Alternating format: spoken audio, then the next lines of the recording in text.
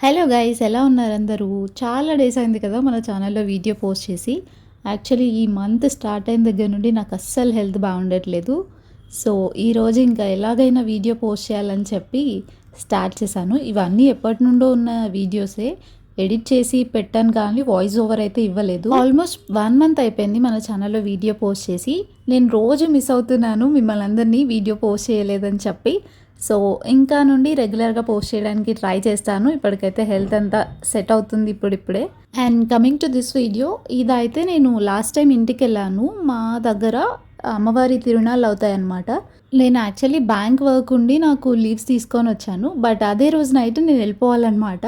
ఆ తిరునాళ్ళకి అటెండ్ అయ్యి అమ్మవారి కళ్యాణం చూసి మళ్ళీ 11:30కి నాకు బస్సు ఉండింది. అంతా హడావిడి అయిపోయింది.